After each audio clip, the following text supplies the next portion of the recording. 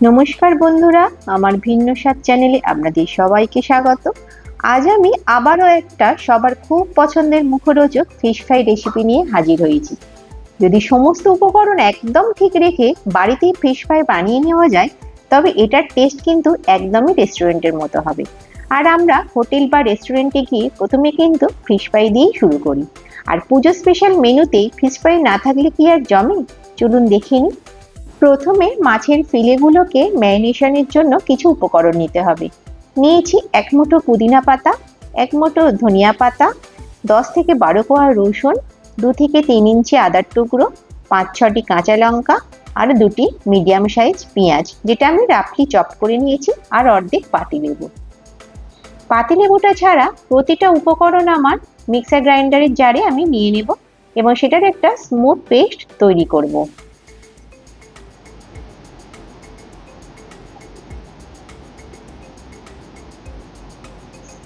দেখুন, এবার এটার একটা স্মুথ পেস্ট তৈরি হয়ে গেছে। এবার আমি এখানে প্রধান উপকরণ ভেটকি মাছের ফিলে নিয়েছি 11 পিস। আমি বাজার থেকেই ফিলেগুলোকে সুন্দরভাবে কাটিয়ে নিয়ে এসেছি। এবার সেটাকে ধুয়ে পরিষ্কার করে জল ঝরিয়ে তার মধ্যে ওই আধখানা পাতিলেবুর রস আমি দিয়ে দিলাম, আর দিয়ে দিলাম 1 চামচের মতো নুন। তারপরে ভালো করে নুন আর লেবুর রসটা মাখিয়ে সেটাকে আমি 10 মিনিটের জন্য রেখে দেবো। তারপরে ম্যারিনেশনের জন্য অ্যাড করব পেস্টটা। আমি পেস্টটা কিন্তু যখন করেছি কোনো রকম জল ইউজ করিনি, পেঁয়াজের রসেই এটা পেস্ট হয়ে যাবে এবং এটা যতটা শুকনো হবে ম্যারিনেশন কিন্তু ততটাই ভালো হবে। এটা জল কেটে গেলে কিন্তু ম্যারিনেশন ভালো হবে না, কাজে চেষ্টা করবে এটা শুকনো শুকনো ভাবে একদম পেস্ট করে নিতে। তারপরে ভালোভাবে উল্টে পাল্টে প্রতিটা মাছের ফিলেকে এই মশলাটা দিয়ে মাখিয়ে নিয়ে মিনিমাম আধ ঘন্টা থেকে 1 ঘন্টা রেখে দিতে হবে। আর যদি এর থেকেও বেশি সময় রাখতে চান তাহলে সেটাকে ফ্রিজে রেখে দেবেন। এর পরবর্তী স্টেপে বাইন্ডিং এর জন্য আমি এখানে উপকরণগুলো নিয়ে নেব। আমি নিয়েছি একটি পাত্রে 2টো ডিম আর 2 চামচের মতো কর্নফ্লাওয়ার আর 1 চামচ গোলমরিচের গুঁড়ো আর 1 চামচ নুন। এবারে সমস্ত উপকরণগুলোকে খুব ভালোভাবে মিক্স করে নেব। আর এখানে নিয়েছি আমি 4 থেকে 5 কাপের মতো ব্রেড ক্রাম্বস, যেটা আমি বাড়িতেই বানিয়ে নিয়েছি।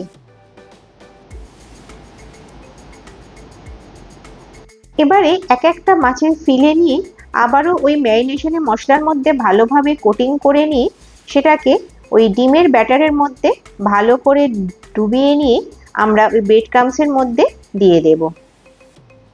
অন্য হাতে আমরা ব্রেড ক্রাম্বস দিয়ে এটাকে কোটিং করব। আর 2 হাতে তালুর সাহায্যে হালকা হাতে একটু চেপে নেব। এইভাবে প্রতিটা ভেটকি মাছের ফিলেকে আমরা ফ্রাইয়ের জন্য রেডি করে নেব।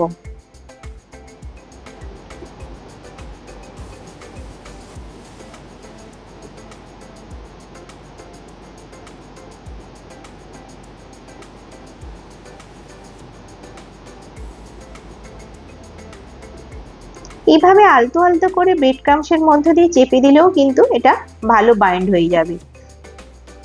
দেখুন, এইভাবে আমি প্রতিটা ফিলেটকে রেডি করেছি। সবকটা ফ্রাই যখন আমার বাইন্ডিং করা হয়ে যাবে তখন আমি এই বাইন্ডিংটাকে আরো ভালোভাবে সেট করার জন্য ফ্রিজে রেখে দেব এবং ভাজার 10 মিনিট আগে বার করে নেব। অন্যদিকে পর্যাপ্ত পরিমাণে কড়াইতে তেল দিয়ে গ্যাসের ফ্লেমটা লো করে ফ্রাইগুলো এক এক করে তেলের মধ্যে ছেড়ে দেব। ফ্রাই করার সময় কিন্তু গ্যাসের ফ্লেমটা একদম লোতে রেখেই আমি করব, না হলে বাইরের কোটিংটা পুড়ে যাওয়ার চান্স থাকবে। আস্তে আস্তে করে বেশ খানিকটা সময় নিয়ে ফ্রাইগুলোকে আমরা ভেজে নেব। দেখুন, আমার প্রথম কেপের ফিশ ফ্রাইগুলো কিন্তু একদম রেডি। এভাবে আমি পরস্পর ফ্রাইগুলোকে তেলের মধ্যে দিয়ে ভেজে নেব।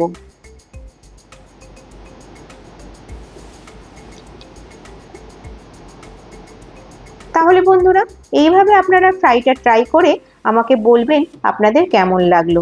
আমার ফিশ ফ্রাই কিন্তু একদম রেডি গরম গরম পরিবেশন করার জন্য।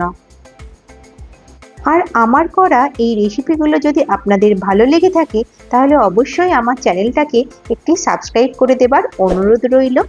আর একটি লাইক দিয়ে দেবেন আর অবশ্যই বেল আইকনটা অন রাখবেন পরবর্তী রেসিপিগুলোর নোটিফিকেশন সঠিক সময়ে আপনাদের কাছে পৌঁছে যাওয়ার জন্য।